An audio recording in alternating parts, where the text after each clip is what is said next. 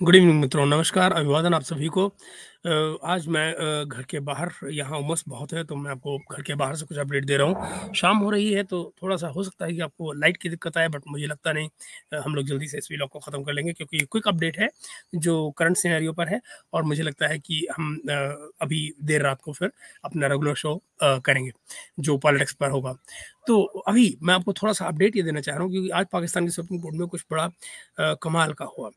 आपको मालूम ही होगा कि ये जो सुप्रीम कोर्ट में जो लॉ आया था, यू नो पंजाब इलेक्शन वगैरह में जो चल रहा है इनका, पिटिशंस लगी हुई हैं कि भाई इलेक्शन कमीशन का भी रिव्यू का लगा हुआ है। और तो मगर उसके अलावा एक पिटिशन और लगी हुई है जहाँ पर ये जो नया लॉ बना था रिव्यू करने का, जिसमें अपील का हक दिया गया था, रिव्यू के साथ में रिव्यू का जो डायमेंशन है वो बढ़ा दिया गया था, स्कोप बढ़ा दिया गया था। बेसिकली डायमेंशन तो नहीं कहना चाहिए, रिव्यू का स्कोप बढ़ाया गया था, जिसमें रिव्यू को में ही आप उसको अपील की तरह से सुनेंगे।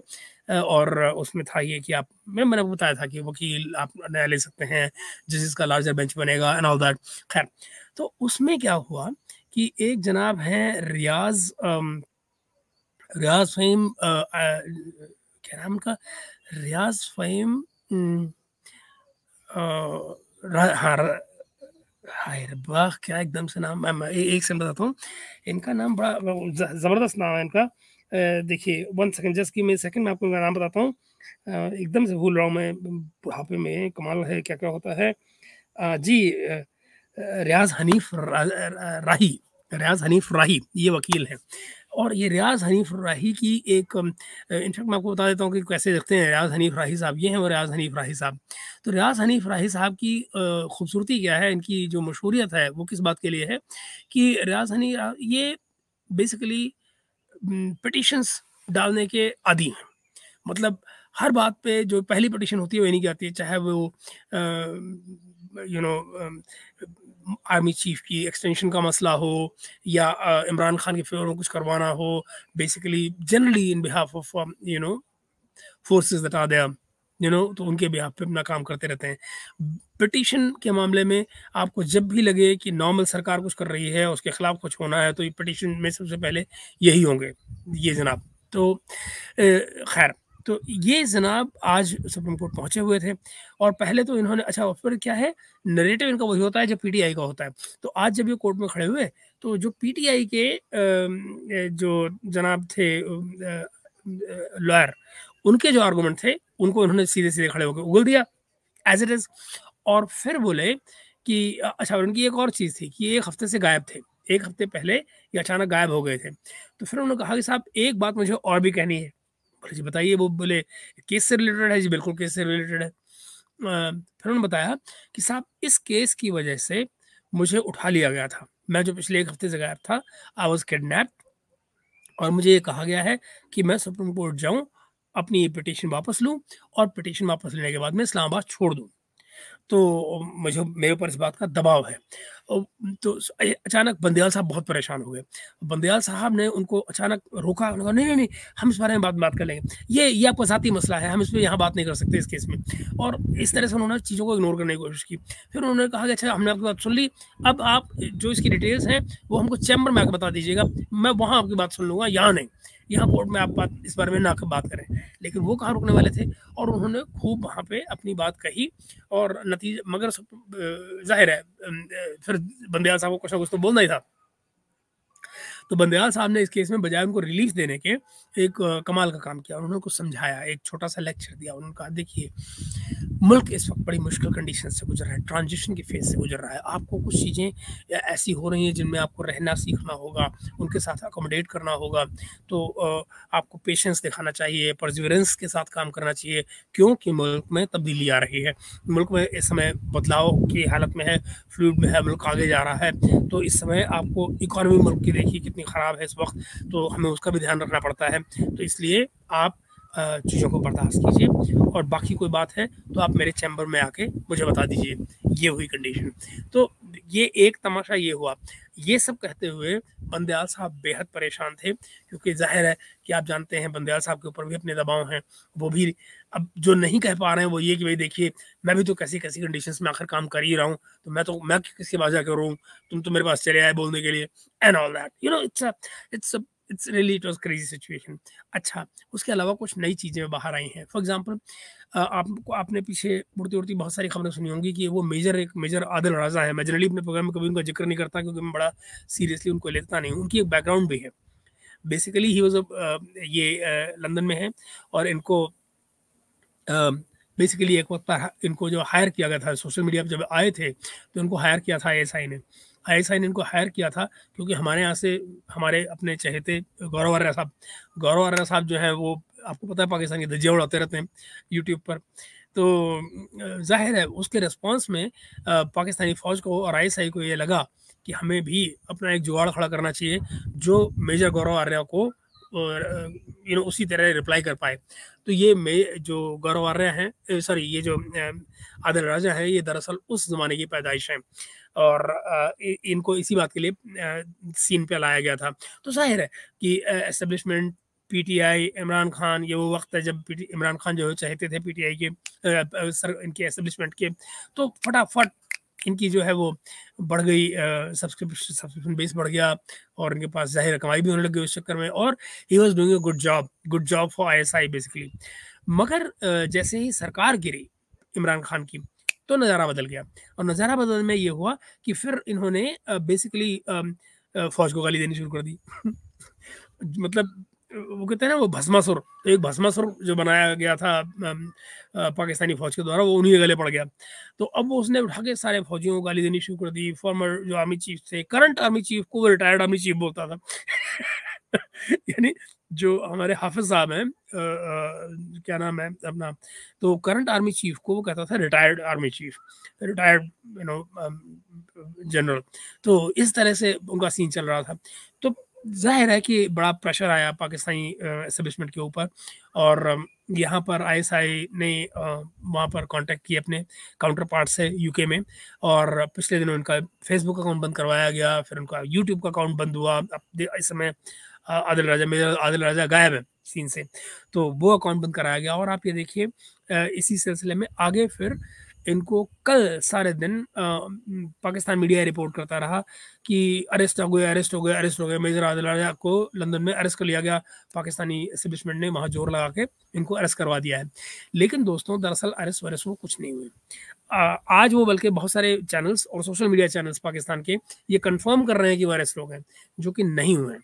दरअसल यूके में गिरफ्तारी इतनी आसान नहीं होती है। उनको डिटेंशन में लिया गया है।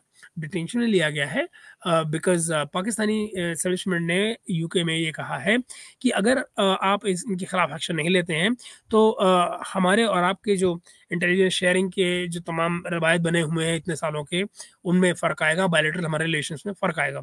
तो ज़ाहिर है कि फिर यूके को कुछ ना कुछ करना था। तो यूके ने उनको बेसिकली डिटेंशन में लिया है पूछताछ के लिए, जानने के लिए। लेकिन ये जान लीजिए कि यूके में पर्सनल लिबर्टीज़ एक्सप्रेशन और जो राइट ऑफ एक्सप्रेशन को इतना हेविली गार्ड किया जाता है कोर्ट्स में कि वहाँ पर उनको रोक पाना बहुत देर के लिए शायद मुश्किल हो, ऐसा मेरा मानना है। गिरफ्तारी उनकी नहीं हुई है, he has been detained for questioning but not arrested as yet. और वैसे भी आप ये देखिए कि जो वहाँ पे अरेस्ट भी होती है, तो जब तक केस चल रहा होता है, तो आदमी को फिर वो एक दे के छोड़ दिया जाता है कि भई आप ज़मानत पे छोड़ दिया जाता है कि आपका केस चल रहा है, जब केस का फैसला आएगा तब जो भी जैसा फैसला होगा, उसी मुताबिक फिर आदमी को अरेस्ट या नहीं किया जाता है या नहीं किया जाता है, जैसा भी है, मतलब according to the decision of the court फिर वो चला जाता है।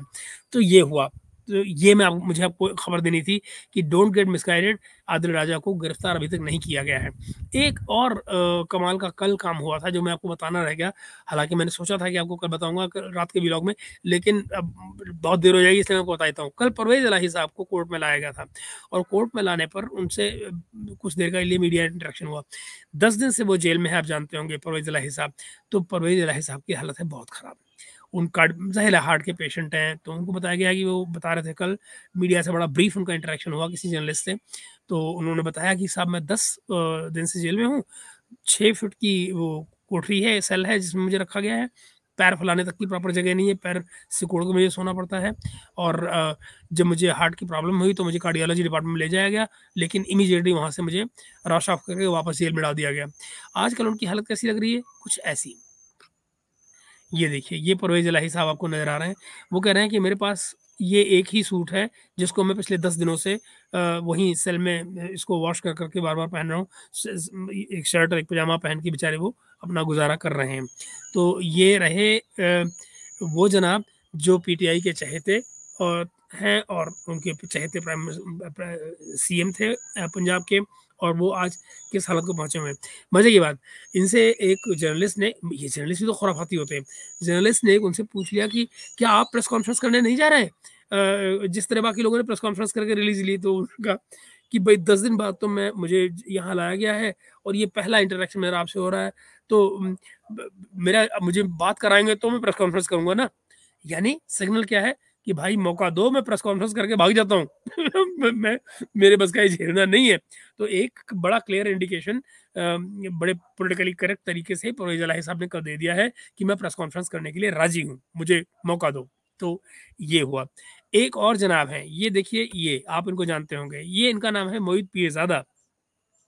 मोहित पीरज़ादा 2 बातों में ले जाने जाते हैं। ज़ाहिर है पाकिस्तान में टीवी के एंकर रहे हैं, और कुछ साल पहले की बात है, जब ये दुबई गए हुए थे।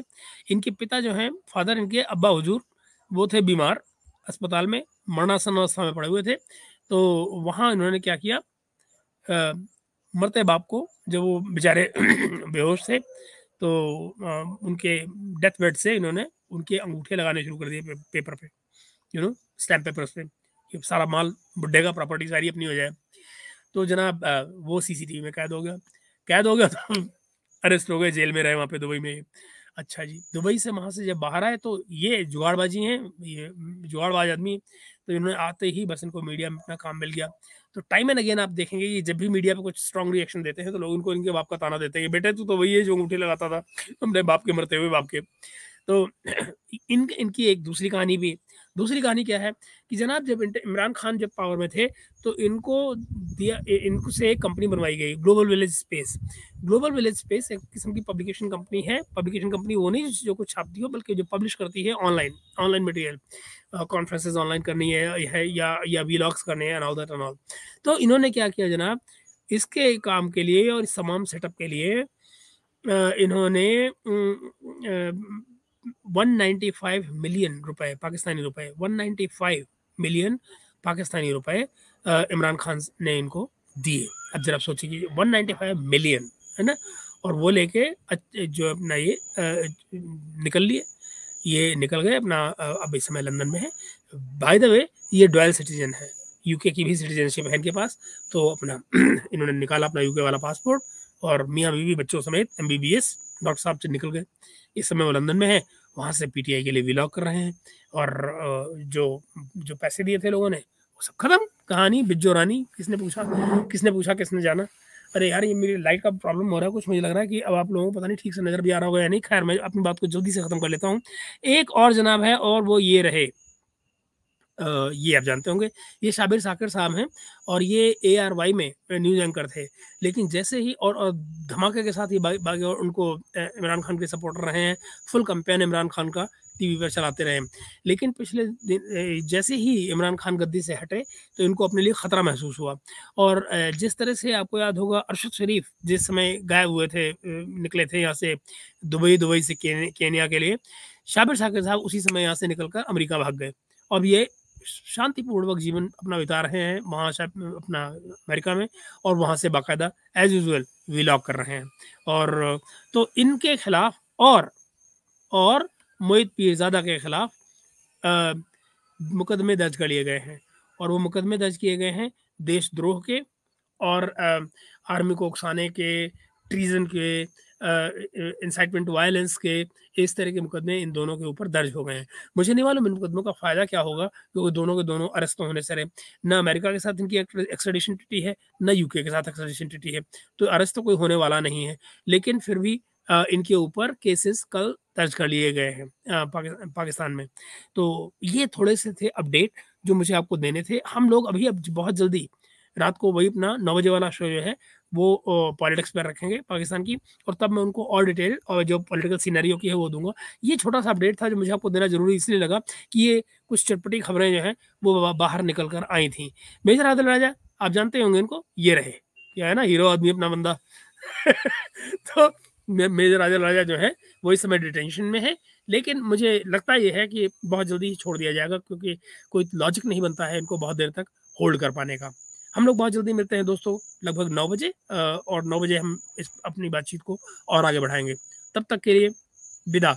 Do like and subscribe, do like and share this video, and we see each other at 9. Bye bye for now.